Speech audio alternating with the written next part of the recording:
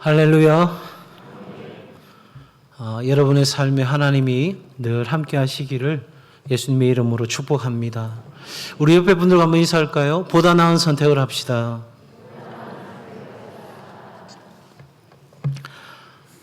지난주에 이어서 보다 나은 선택을 한 모세, 이 모세의 삶이 바로 우리들의 삶이고 우리들의 이야기가 되어야 된다 하는 주제로 말씀 나누고 있습니다. 여러분 혹시 이 사람을 아십니까? 미국 백화점을 창시한 사람, 백화점의 왕으로 불리는 사람. 그의 탁월한 판단력과 아이디어, 경영, 능력을 인정받은 최신부 장관. 전 세계 곳곳에 YMCA 건물을 건축한 사람. 무엇보다 어린이들을 사랑하여 그 어린이들을 섬기고 가르치는 것을 그 어떤 것보다 자신의 사명으로 알았던 교회학교 교사. 누굴까요? 여러분 바로 워너메이커라고 하는 사람입니다. 이 워너메이커가 84세였던 1921년 사업가로서 60년을 보내면서 뜻깊은 자리를 가졌습니다. 그 기념 행사에서 한 기자가 이분에게 질문했습니다. 회장님, 지금까지 많은 투자를 하셨을 텐데 회장님이 투자하신 것 중에서 가장 성공적인 투자는 어떤 것이었습니까? 이렇게 질문했습니다. 그랬더니 이 워너메이커가 마치 그 대답을 기다리고 준비한 것처럼 이야기합니다. 그럼요. 제가 수많은 선택의 시간 속에 있었는데 제 인생에 가장 성공적인 투자가 있었습니다. 그것은 다름 아니고 10살 때 최고의 투자를 했습니다. 기자가 눈이 동그래진 거예요. 10살 때? 그러면서 워너메이커가 말을 이어가는데 나는 $2 75센트를 주고 예쁜 가죽 성경 한 권을 구입했습니다. 이것이 내 인생의 가장 위대한 투자였습니다. 왜냐하면 바로 그 성경이 오늘의 나를 만들었으니까요. 그러니 기자가 다시 한번 묻습니다. 그러면 회장님, 성경만 구입하면 다 성공할 수 있습니까? 그랬더니 웃으면서 이야기합니다. 아니죠. 먼저는 하나님을 믿고 그 말씀을 실천하며 사는 것입니다. 하나님을 신뢰하고 즐겁고 기쁘게 내게 주어진 하루하루를 최선을 다하다 보면 어느 순간인가 성공적인 삶이 나를 따라오는 겁니다. 여러분, 이 워너메이커에 대한 이야기는 전기로도 나와 있고 해서 여러 곳에서 우리가 볼 수 있는데 여러분은 어떻습니까? 여러분은 지나온 삶의 가장 성공적인 선택은 무엇이었습니까? 여러 가지 많은 성공적인 선택이 기억되실 터인데 지금 표정들이 그럼 목사님은 무슨 성공적인 선택을 하셨습니까? 물으실 것 같아요. 저는 다른 여러 많은 선택들이 있겠지만 그중에 하나를 이야기하라고 한다면 바로 목사가 되기로 결정한 거예요. 목사로 산다는 것이 여러분에게는 어떻게 보일지 모르겠지만 참 어려울 때도 있고 홀로 그 짐을 지고 고민할 때도 있고 아이고 내가 목사가 왜 됐나 싶은 생각이 들 때도 있지만 그럼에도 제가 주의 종의 길을 걸어간다는 것, 제 삶의 전부를 온전히 하나님께만 집중하여 드린다는 것, 그 어떤 선택보다도 제 삶의 가장 성공적인 선택이었다 생각합니다. 그리고 두 번째 성공적인 선택은 바로 울산 동성교회 담임 목사로 오기로 결정한 선택이라고 확신합니다. 여러분도 저를 선택한 것이 잘한 선택이라고 확신되시는 거죠? 네. 마지못해 아멘이라고 하신 건 아닌 것 같습니다. 여러 선택지가 있겠지만 정말 울산 동성교회에서 제 사역을 해갈 수 있다는 거 너무너무 큰 하나님의 은혜였고 제가 가장 탁월한 선택을 했다. 저는 이렇게 확신하고 앞으로도 사역할 것입니다. 자, 여러분, 지난주에 이어서 우리가 보다 나은 선택을 하기 위해서는 어떤 선택을 해야 되는가 하는 것을 나눌 텐데 지난주 제가 3가지를 말씀드렸습니다. 첫 번째, 우리가 보다 나은 선택을 하기 위해서는 하나님 보실 때 하나님이 인정하시는, 하나님이 기뻐하시는 보다 나은 선택을 하기 위해서는 첫 번째, 올바른 관점을 가져야 된다. 사람과 세상에 대한 올바른 관점, 세계관을 분명히 해야만 우리는 바른 선택을 할 수 있다. 이렇게 말씀을 나누었습니다.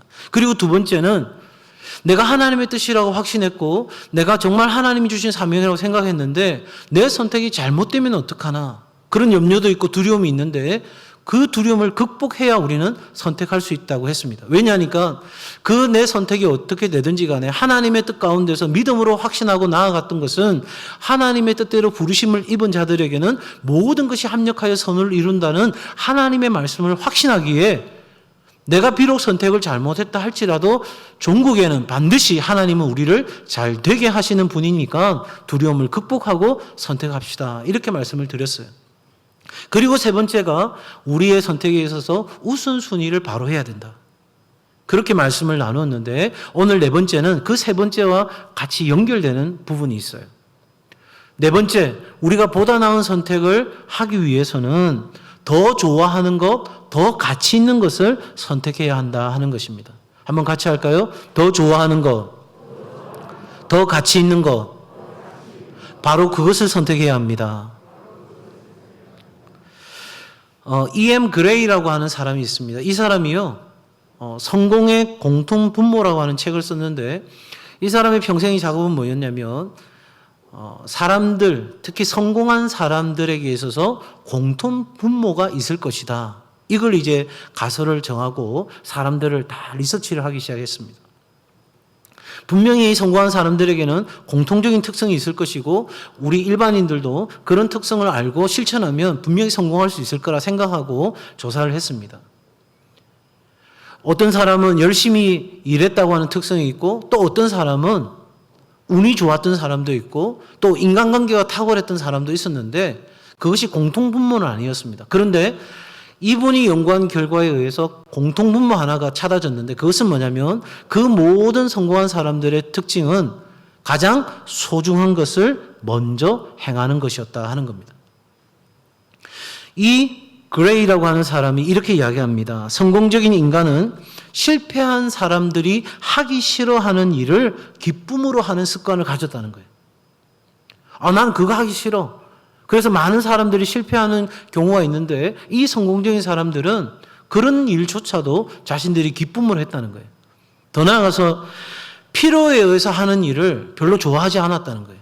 그러니까 의무감으로 어쩔 수 없이 해야 되는 일이 아니라 그런 일을 할지라도 기쁨으로 적극적으로 했고 더 나아가서는 하기 싫은 일도 목적이 분명하다면 분명하게 수행한 특징을 갖는다는 거예요. 이게 바로 스티븐 코비가 쓴 성공한 사람들의 7가지 습관이라는 책에 나오는 한 토막의 이야기입니다. 우리들에게 있어서 선택에 있어서 심리적으로 몇 가지 중요한 법칙들이 있어요. 그것을 여러분 소개해 드린다면 첫 번째는 우리는 최고의 선택이 아니면 만족할 수 없다는 거예요. 자, 여러분 이제 코로나 백신이 준비가 되고 할 때 처음에 전부 다 눈치를 보고 있었어요. 어떤 눈치를 봤어요? 내가 무슨 백신을 맞아야 제일 좋은 선택이 될까? 그래서 이번에 맞아야 될까? 아니면 연기해야 될까? 아니면 아예 맞지를 말아야 될까? 많은 생각들이 있었어요. 여러분 그 이유는 다름에 있지 않고 최고의 선택을 했을 때 내 안에 만족이 있기 때문에 어떻게 하면 최고의 선택을 할 수 있을까? 고민하는 과정이었어요. 또 이 선택의 법칙에 있어서는 여러분 대안이 많으면 많을수록 만족도가 높아질 것 같지만 오히려 만족도가 떨어진다는 거예요. 그러니까 선택지가 많으면 굉장히 고민스럽고 어떤 걸 선택하고 나서도 만족할 확률이 적다는 겁니다. 또 비교할수록 남의 떡이 커 보이는 거죠. 같이 짜장면 시켰는데 앞에 있는 사람의 짜장면이 더 많아 보이는 그런 이치인 거예요. 더 나아가서 미치는 건 참을 수 없고 간발의 차이로 놓친 것이 더 아까운 법입니다. 이렇게 우리가 뭔가를 선택할 때는 우리 안에 있는 심리가 작동하고 그런 심리가 선택에 있어서 중요한 요인들이 된다는 것을 심리학자들은 이야기하고 있는 거죠. 오늘 저는 여러분들과 함께 나누고 싶은 것은 우리가 이런 심리적 이야기를 나누고 싶은 것이 아니라 정말 하나님이 기뻐하시고 하나님이 인정하시는 보다 나은 선택을 하기 위해서는 우리가 어떻게 해야 하는가 하는 것입니다. 바로 그 삶의 원리를 모세가 우리 가운데 보여주고 있습니다. 자, 여러분 24절 말씀을 같이 한번 읽을까요? 24절 시작.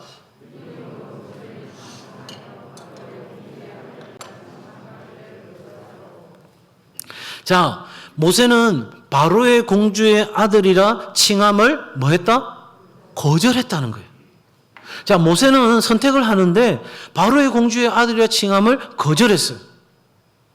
자, 그리고 적극적으로 선택한 것이 하나 있어요. 26절 말씀도 같이 읽을까요? 26절 시작.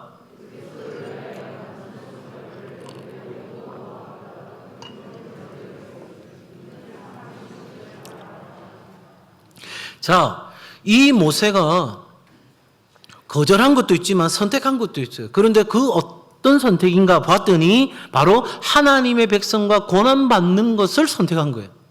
그리고 성경은 이 선택을 가리켜서 그리스도를 위한 선택이라고 이야기하고 있어요. 모세가 예수 그리스도를 만나지는 않았지만 바로 그와 같은 선택은 하나님을 기쁘시게 하는 선택이었고 하나님이 바라시는 선택이었다는 것을 말해주고 있는 거죠. 그런데 그 선택 가운데 수모가 따라왔다는 거예요. 이게 원래 개역 한글판이나 이런 성경에 보면 능욕이라고 되어 있어요. 능욕은 다름 아닌 마치 다른 사람에게 욕보이게 되는 그런 정말 수치스럽고 참을 수 없는 모욕이죠. 상처고. 그런데 바로 그러한 모든 수모를, 모든 아픔과 조롱과 멸시를 모세는 선택했다는 거예요. 자, 여기서 우리는 질문이 생기는 겁니다. 바로의 공주의 아들. 그에게는 부도 있고 권력도 있고 또 자기를 기른 어머니의 사랑도 있고, 그런데 그 모든 것들을 뒤로하고 그가 선택한 것, 바로의 공주의 아들이라 칭함을 거절하고 하나님의 백성들과 고난받는 것을 선택한 선택, 여러분은 어떻게 평가하세요? 정말 보다 나은 선택이라고 생각하십니까? 아마 여러분의 자녀가 그런 선택을 한다면 도시락을 싸들고 다니면서 말리실 거예요. 야, 거절할 걸 거절하고 선택할 걸 선택해야지. 너는 어떻게 거꾸로 하냐? 아니, 생각해보세요. 대기업에서 잘 나가는 승승장구하는 곧 이제 임원을 달고 정말 자기 인생에 요즘 우리 유행하는 정말 별이 되는 순간인데 그 모든 걸 다 내려놓고 아무것도 보이지 않는 오히려 실패를 거듭하고 있는 그 벤처 기업으로 가서 해보겠다고 했을 때 여러분 누가 거기에 찬성할 수 있겠어요? 또 지난번에 말씀드린 것처럼 의사가 되어서 이제는 정말 우리나라의 대표적인 의사가 될 수 있는, 그래서 누구도 존경할 수 있는, 그래서 모든 것들이 다 준비될 수 있는 그 위치인데 그 모든 걸 내려놓고 아프리카 오지로 선교사로 가겠다고 했을 때 여러분 정말 마음으로부터 온전한 동의가 되어지고 기쁨으로 박수 쳐주고 격려할 수 있습니까? 적어도 모세의 선택에 대해서 우리는 두 가지를 생각할 수 있어요. 한 가지는 야, 모세가 제정신이 아니구나. 미쳐도 단단히 미쳤구나. 그런 생각을 할 수 있어요. 그런데 만약에 모세가 정말 정신이 온전하고 바른 정신을 갖고 있다고 생각한다면 분명한 것은 모세가 우리가 모르는 뭔가를 알고 있다는 거죠. 뭔가를 경험했다는 것입니다. 사랑하는 성도 여러분, 앞서 선택의 법칙에서도 말씀드렸지만 우리는 최고의 것을 선택해야 만족이 있는 거예요. 그러니까 모세는 적당한 것을 선택한 것이 아니라 바로 그와 같은 선택 가운데서 자기가 제일 좋아하는 걸 선택했다는 거예요. 이 부분을 저는 여러분이 좀 주목하여 봤으면 싶은 거예요. 그냥 마지못해서 사명이니까 어쩔 수 없이 억지로, 이게 아니라 정말 기쁨으로 즐거워하면서 선택했다는 거예요. 좋아했다는 거예요. 뭐를? 백성들과 함께 고난받는 것을. 예수 그리스도를 위하여 남은 고난에 참여하는 것을, 나를 통해서 시간과 물질과 재능을 하나님 앞에 드리고 그 영광을 위해서 사는 것, 내가 어떻게 되든 상관없이 오직 하나님의 영광만이 드러나는 그 삶을 위해서 내가 무엇을 먹든지 뭐 어디에 거하든지 나는 아무 상관없습니다. 오직 하나님의 영광만을 위해 살겠습니다 하는 것을 더 좋아했다는 거예요. 성도 여러분, 우리의 삶에 진정한 기쁨을 맛보지 못하면 우리는 싸구려 기쁨에다가 우리의 삶을 맞추는 거예요. 그냥 세상이 주는 그 쾌락과 즐거움에 내 삶을 고정시키고 그것에다가 우리는 만족하고 사는 거예요.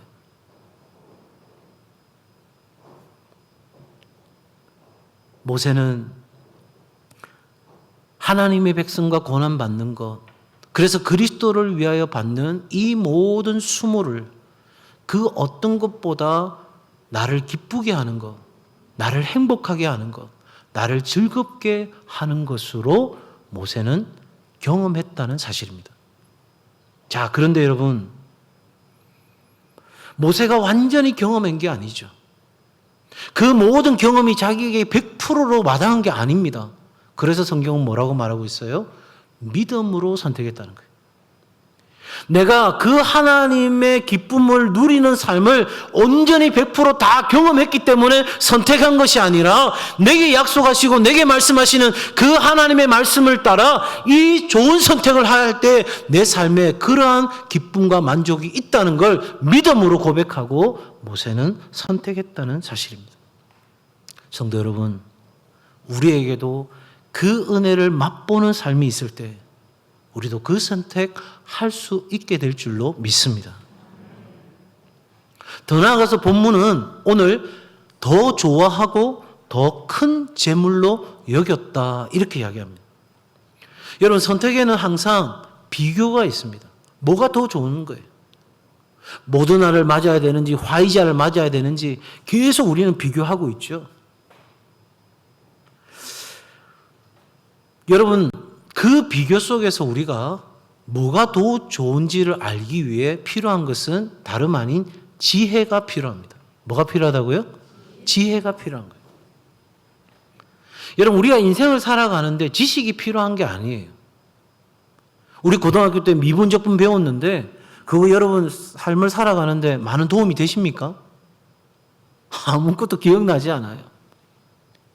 여러분, 저 고등학교 때 훈민정음 열심히 외웠어요. 맞아가면서. 나라 말씀에 둥국이다라 문자로 서로 싸맞디 아니할세 이런 전차를 어린 백성이 이르고자 헐빼이셔도 마참내 제 뜻을 실업펴디 못할 놈이 하니라. 웃지도 않으시네요. 뭐 외우고 싶어 외운 게 아니라 선생님이 혼낸다니까 열심히 외웠어요. 지금 고등학교 졸업한 지가 얼마입니까? 그럼에도 제가 뭐 중간 틀렸는지는 모르겠지만 외우고 있어요. 근데 여러분, 훈민정음 외운 게 제 삶하고 무슨 상관이 있죠? 여러분, 지식이 우리의 삶을 살게 하는 게 아니라 지혜가 우리를 살게 하는 거예요. 그래서 이 지혜는요, 일반적으로 말하면 지식에 지식이 더해져서 지혜가 생기는 거예요. 그래서 사람들이 인문학 서적을 그렇게 많이 읽으려고 노력하는 이유가 그 지식이 더해지면 지혜가 생기는데 참으로 답답해요. 왜요? 여러분, 우리에게 지혜를 얻는 가장 확실한 방법, 가장 분명한 지름길이 하나 있어요. 뭐죠? 하나님을 경외하는 거예요. 하나님을 경외하는 것이 모든 지혜의 뭐다? 근본이에요. 그러니 인문학 서적을 몇 천 권을 읽어서 정말 탁월한 철학을 가지고 주체적인 의식을 가지고 산다 한들 여러분 근본이 되어 있지 않으니 여러분 그건 모래 위에 쌓은 것과 같은 거예요. 제가 인문학을 무시하는 게 아니에요. 저 역시도 인문학 서적을 많이 읽는 편이에요. 그러나 그것이 하나님이 주시는 지혜가 없이 쌓아지는 모든 것들은 어느 한날 바람이 불고 비가 오면 무너질 수밖에 없어요. 근본이 흔들릴 때 그 모든 쌓았던 지식과 지혜는 다 무너지는 거예요.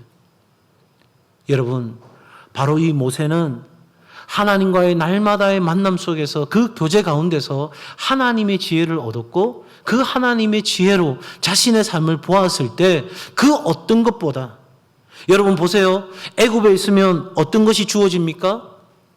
부도, 명예도, 권력도. 자칫 역사적인 어떤 새로운 전환점이 일어난다면 바로 그 애굽의 왕이 될 수도 있는 그런 기회가 자기에게도 주어질 수 있는 상황이에요. 그런데 그 모든 것보다 하나님과 함께하는 삶, 그리스도를 위하여 고난받는 삶을 더 큰 재물로 여겼다는 거죠. 여러분, 바라기는 바로 이 지혜가 우리 가운데 있을 때 결코 세상이 비웃을 수 없는 선택을 하게 될 줄로 믿습니다. 요한 볼프강 폰 괴테가 말하기를 여러분, 우리가 오랫동안 사색한다고 해서 가장 최선의 것을 선택한다고 말할 수는 없다. 이렇게 표현했어요. 저는 맞는 말이라고 생각해요. 여러분, 하나님을 경외하며 하나님의 말씀에 창념하여 그 말씀 가운데 날마다 살아가는 사람이 가장 가치 있는 것을 선택하게 될 줄로 믿습니다. 여러분, 하나님 안에 있는 것이 더 좋은 것임을 경험하고, 그리고 하나님의 지혜로 우리의 삶에 더 가치 있는 것을 선택할 수 있는 귀한 은혜가 여러분 모두에게 있기를 주의 이름으로 축복합니다. 다섯 번째는 잘 선택하기 위해서는 희생을 각오해야 한다는 것입니다. 자, 24절 말씀 다시 같이 한번 읽어볼까요? 24절입니다. 시작.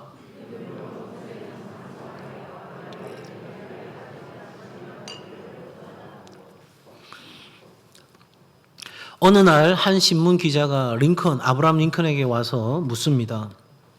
당신의 놀라운 성공과 존경받는 삶의 비결은 어디에 있습니까? 이렇게 물었더니 링컨이 웃으면서 대답합니다. 그야 다른 사람들보다 제가 실패를 많이 경험했기 때문입니다. 나는 실패할 때마다 그 실패에 담겨진 하나님의 뜻을 배웠고 그것을 제 인생의 징검다리로 활용했습니다. 그러면서 링컨이 덧붙이기를, 그런데 그때마다 사탄은 내가 실패할 때마다 이제 너는 끝장났어. 너는 다 끝났어. 너는 이제 아무것도 할 수 없어. 그런 말들로 내게 속삭였습니다. 그런데 바로 그때 하나님은 내게 말씀하셨습니다. 이번 실패를 거울 삼아 더 큰 일에 도전하라. 그렇게 저에게 분명히 말씀하셨습니다. 나는 사단의 속임수보다는 하나님의 음성에 귀를 기울였습니다.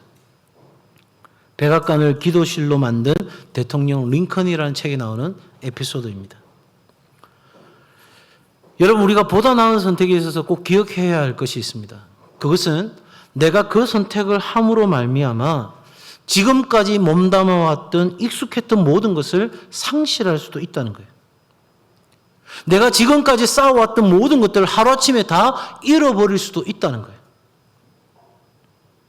그리고 더 나아가서 내가 이 선택으로 말미암아 내 삶에 생각지 못했던 냉엄하고 엄격한 환경이 찾아올 수 있고 고통이 내 삶에 따라올 수 있다는 거죠. 내 선택 때문에. 자, 여러분, 모세의 인생을 잘 아시죠? 모세는 이제 하나님의 백성들과 함께 고난받는 것을 선택했습니다. 그리스도를 위하여 고난받는 삶을 선택했습니다. 그런데 여러분, 그 이후에 모세의 삶에 정말 기분 좋은 일, 행복한 일, 멋진 일, 유쾌한 일들이 찾아온 게 아니었습니다. 날마다 고민과 고통의 연속이었습니다. 모세가 하나님 앞에 기도한 거 아시죠? 하나님, 내가 더 이상 못하겠습니다. 그렇게 고백할 때 하나님께서 모세를 세우고 이렇게 말씀하십니다. 이 백성의 짐을 너 혼자 지게 하지 않겠다. 사람을 세워라. 너와 함께 그 짐을 나누어 지게 하겠다. 그 불순종하는 이스라엘 백성들을 데리고 자신도 연약한 인간이기에 그 40년의 광야의 생활을 걸어간다는 건 결코 쉬운 선택이 아니었습니다. 그럼에도 모세는 믿음으로 선택했다고 성경은 말씀하고 있습니다. 여러분, 우리가 무엇인가를 선택할 때 우리는 다른 하나는 포기해야 하는 거예요. 좋은 것을 포기해야 더 좋은 것을 선택할 수 있는 거예요. 내 손에 움켜잡고 있는 것을 놓아야 다른 것을 선택할 수 있는 거예요. 그런데 우리는 참 미련하게 내가 지금까지 익숙하게 잡고 있던 그거 놓고 싶지 않은 거예요. 거기다가 하나님이 은혜 좀 더 주셔서 좀 더 잘되게 하는 그 정도 선에서 우리는 바라고 있는데 하나님은 내 손에 잡고 있는 걸 놓아라는 거예요. 그래야 더 좋은 걸 선택할 수 있다는 거예요. 그래서 우리에게는 결단이 요구되는 거예요. 성도 여러분, 우리의 삶 가운데 이런 선택을 하기 위해서는 다름 아닌 용기가 필요합니다. 용기를 겁이나 두려움이 없는 상태로 흔히들 생각합니다. 그래서 암벽을 오르는데 보호장구도 없이 막 올라가는 걸 이야기합니다. 그런데 진정한 용기는 그와 같은 것이 아닙니다. 미국의 소설가 마크 트웨인은 용기에 대해서 이렇게 말합니다. 두려움을 느끼지 않는 것이 아니라 두려움에 저항해 극복하는 것이 바로 용기라고 이야기했어요. 쉽게 이야기 드린다면 여러분, 용기는 두려움이나 공포를 느끼지 않는 상태가 아니라 더 소중한 가치를 위해서 그 모든 두려움과 공포를 극복하는 것이 바로 용기다 하는 거예요. 자신감이라고 하는 영어 단어, confidence라고 하는 단어는 con이라고 하는 함께라는 뜻과 feed라고 하는 바로 믿음이라는 단어가 합쳐져 있는 단어입니다. 그러니까 누군가와 나 함께하고 있다는 것을 믿을 때 우리에게 자신감이 생기고 용기가 생긴다는 거죠. 근데 여러분, 우리 인생에 누가 함께 하십니까? 누가 함께 하십니까? 하나님이 함께 하십니다. 아멘이십니까? 임마누엘. 하나님이 우리와 함께 하신다. 하나님께서 요셉의 그 몸부림치는 인생 가운데도 함께 하셨고, 야곱의 인생 가운데도 함께 하셨고, 이삭과 아브라함의 인생 가운데도 함께 하셨기에 그들은 동일하게 고백합니다. 아브라함의 하나님, 이삭의 하나님, 야곱의 하나님, 그 요셉의 하나님이 바로 나의 하나님이십니다. 그 하나님이 함께 하셨던, 우리의 믿음의 조상과 함께 하셨던 그 하나님이 지금도 살아계셔서 나와 함께 하십니다. 그러기에 예수님께서는 제자들을 세상 가운데 파송하시면서 내가 세상 끝날까지 너희와 항상 함께 있을 것이다. 여러분, 하나님이 나와 함께 하십니다. 능력의 하나님이 나와 함께 하십니다. 지금도 세상을 주관하시는 그 하나님이 다른 누구도 아닌 나와 함께 하십니다. 그러면 여러분, 용기가 생기지 않나요? 보잘것없는 사람도 나와 함께하면 힘이 되고 도움이 되는데, 여러분, 이 세상을 주관하시는 하나님이, 내 눈물과 내 아픔과 내 고통을 다 아시는 그 하나님이 나와 함께 하신다니, 여러분, 우리는 오늘의 삶의 두려움과 공포를 이기고 우리는 오늘도 보다 나은 선택을 하고 살아갈 수 있게 되는 것입니다. 이 용기가 있을 때 우리에게는 분별력이 생기는 거예요. 어려움이 와도 당황하지 않는 것입니다. 아, 올 게 왔구나. 오늘 아침에 시간이 새벽에 좀 있어서 잠깐 인터넷 뉴스판을 봤는데 정말 깜짝 놀랄 만한 뉴스가 하나 있더라고요. 영상이 보도되었는데, 스카이다이빙 하는 사람인데요. 스카이다이빙을 했는데 그만 줄이 꼬여버린 거예요. 그러니까 240km가 넘는 속도로 밑으로 직하강하는 거예요. 촤. 근데 그 사람은 어떻게 했을까요?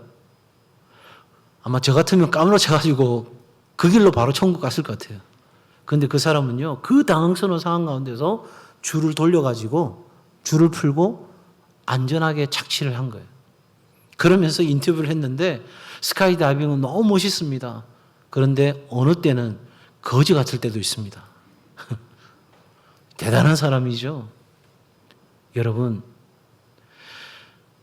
그냥 내 안에 있는 용기를 가지고도 그 상황 가운데서도 그런 선택을 할 수 있다면, 하나님이 나와 함께 하셔서 반드시 나를 잘 되게 하시는 하나님이 나와 함께 하신다면, 우리는 어떤 상황 가운데서도 우리의 안정감이 흔들리지 않고 우리는 하나님을 위하여 하나님이 기뻐하시는 위대한 선택을 할 수 있게 될 줄로 믿습니다. 바로 그 선택을 할 수 있는 은혜가 여러분에게 있기를 바라고요. 여러분, 지혜와 용기와 믿음은 우리를 보다 나은 선택을 할 수 있는 우리의 친절한 안내자가 될 것입니다. 마지막으로 선택의 원리 6번째는, 잘 선택하기 위해서는 선택의 결과를 알아야 한다 하는 것입니다. 자, 여러분 26절 말씀 같이 한 번 더 읽겠습니다. 26절 시작.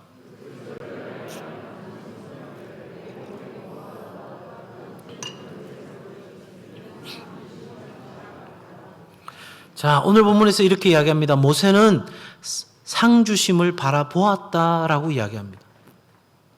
다른 말로 표현하면 모세는 자기의 선택의 결과를 알았다는 거예요. 지금 상을 받은 상태입니까? 받지 않은 상태입니까? 상을 받지 않은 상태입니다. 그런데 내가 이 선택을 함으로써 바로 그 상이 내게 주어질 것을 나는 알았다는 거예요. 무엇으로? 믿음으로. 믿음으로 알았다는 거예요. 어느 정도 알았을까요? 몇 퍼센트 정도의 확신이 있었을까요? 저는 분명히 말할 건데 100%의 확신이 있었어요. 여러분, 99%의 확신이라 할지라도 그 1%가, 그 의심하는 1%가 우리를 집어삼킬 수 있어요. 여러분, 그 1%의 여지를 남겨두었다면 모세의 마음 가운데 계속 의심하는 마음이 들지 않았을까요? 내가 잘 선택한 걸까? 내가 이렇게 선택한 것이 옳은 걸까? 계속 그 1%가 나를 찔러댈 것이죠. 여러분, 아브라함도 마찬가지예요. 더 나은 본향을 바라보았기에 그는 본토 친척 아비집을 떠날 수 있었던 거예요. 그리고 히브리서에 나오는 수많은 믿음의 사람들, 여러분, 그 당시에, 초대교회 당시에 예수를 믿는다는 것만으로도 자신의 권리가 박탈당하고 사자굴에 던져지고 톱으로 몸이 두동강이 나는 그 상황 가운데서도 그들이 기꺼이 믿음의 길을 걸어갈 수 있었던 것은 성경은 분명히 말합니다. 내게 상 주시는 이 하나님을 바라보았고 그 하나님으로부터 내게 주어질 상급을 바라보았기에 걸어갔던 것입니다. 사도 바울이 그렇게 고백하잖아요. 나의 달려갈 길과 주 예수께 받은 사명 곧 하나님의 은혜의 복음을 증거하는 일을 마치려면은 내 생명을 조금도 귀한 것으로 여기지 아니한다. 그렇게 고백하며 인생을 나아갔던 이 사도 바울이 인생의 마지막 말년에 뭐라고 고백합니까? 나는 선한 싸움을 싸웠고 믿음을 지켰으니 이제후로는 나를 위하여 의의 면류관이 예비되었다는 거예요. 영광스러운 면류관이 예비되었다는 겁니다. 그러기에 사랑하는 성도들이여, 내게 상 주시는 일을 바라보며 그 표대를 바라보며 좌로나 우로나 흔들리지 말고 오직 주님께로만 달려가자고 사도 바울은 우리에게 이야기하고 있는 거 아니겠어요? 여러분, 우리가 하는 선택이 참으로 세상 사람들이 보기에는 어처구니 없는 선택일 수 있습니다. 그래서 사도 바울은 자신의 삶의 철학인 고린도서 6장 10절에서 그렇게 고백하잖아요. 근심하는 자 같으나 항상 기뻐하고 가난한 자 같으나 많은 사람을 부유하게 하고 아무것도 없는 자 같으나 모든 것을 가진 자로다. 제가 제일 좋아하는 성경 구절 중에 하나예요. 세상 사람들이 볼 때는 이 사도 바울의 선택이, 모세의 선택이 참으로 근심이 가득한 인생 같고 아무것도 없는 인생 같고 정말 보잘것없는 인생 같으나 하나님 안에서 이들의 선택은 다른 어떤 것보다도 비교될 수 없는, 다른 세상이 줄 수 있는 기쁨과도 결코 비교할 수 없는 최상의 기쁨을, 그 상급을 바라보았기에 가능한 것이었다. 성경은 이렇게 말씀하고 있습니다. 성도 여러분, 하나님이 우리에게 주실 상급은 세상의 그 어떤 것으로도 비교될 수 없는, 세상의 그 어떤 것도 줄 수 없는, 무엇보다 우리의 삶에 영원한 기쁨이요 상급이 되는 줄로 믿습니다. 내 평생에 노력해서 아파트 한 채를 장만했어요. 요즘 아파트 값이 서울 강남은 정말 장난이 아니죠. 50억 이런 말이 그냥 쉽게 나오는 시대입니다. 자, 그래요 여러분, 50억이나 되는 아파트를 어렵게 해서 장만했다고 합시다. 그 뒷날 내 삶이 끝나면 그 50억 장만한 아파트가 뭔 소용이 있겠어요? 여러분, 그 아파트 50억짜리 자식들이 나누어 갖겠다고 서로 혈안이 돼서 싸우고 가정이 엉망진창이 된다면 도대체 내가 그토록 수고했던, 그 피눈물 흘리도록 수고했던 수고가 무슨 의미가 있어요? 우리에게 주어질 상급은 적어도 이 세상에서는 가난할지 몰라요. 이 세상에서는 끊임없는 고난 속에 있을 수도 있어요. 정말 전셋집 하나 마련 못하고 월세를 전정하며 그렇게 살 수 있어요. 그러나 여러분, 우리에게 주실 상급은 영원한 거예요. 우리는 그날에 누구에게도 나눠줄 필요 없이 하나님의 나라에서 그 영원한 상급을 온전히 누리게 될 줄로 믿습니다. 사랑하는 성도 여러분, 지금까지 어떤 선택을 하며 살아오셨습니까? 정말 여러분의 선택이 하나님 보실 때에 보다 나은 선택이 되고 여기까지 오셨습니까? 하나님 우리에게 말씀하십니다. 너의 인생을 위해서라도 보다 나은 선택을 해야 한다는 것입니다. 정말 사랑과 세상에 대한 올바른 관점을 가지고 내 삶에 두려움이 있다 할지라도 그 두려움을 극복하고 내 삶에 무엇이 우선순위가 되어야 되는지를 분명히 결정한 상태에서 내가 더 좋아하는 것, 더 가치 있는 것을 선택하는 것, 그래서 비록 내 삶 가운데 희생이 따른다 할지라도 고난과 역경이 내 삶 가운데 놓인다 할지라도 기꺼이 그리스도를 위하여 그 선택을 할 수 있는 바로 그 사람, 그래서 영원한 상급을 바라보며 오늘 내 삶에 주어진 자리에서 주의 영광을 위하여 그 선택을 할 수 있는 바로 그 사람, 그 보다 나은 선택을 하는 그 사람이 보다 나은 삶을 살게 될 것이고 보다 나은 삶의 열매를 반드시 맺게 될 줄로 믿습니다. 여러분이 무언가를 선택해야 될 순간에 성령께서 여러분이 선택할 것을 가르쳐 주시는 은혜가 있기를 바랍니다. 그리고 더 나아가서 여러분이 하는 보다 나은 선택에 하나님이 언제나 함께 하시는 은혜가 있기를 예수님의 이름으로 축복합니다. 기도하겠습니다. 하나님 아버지, 지난 우리의 삶의 선택들이 어떤 선택이었는지 돌아봅니다. 나 중심적인, 나를 만족해 하고 내가 원하는 인생을 선택하고 여기까지 왔다면 이제 하나님, 오직 그리스도를 위하여 하나님의 영광을 위하여 보다 나은 선택을 할 수 있는 삶이 되게 하여 주옵소서. 눈앞에 보이는 상급이 아니라 영원한 상급을 바라보고 믿음으로 선택하며 나아가는 우리 모든 동성애 가족들 되게 하여 주옵소서. 예수님 이름으로 기도 올려옵나이다. 아멘.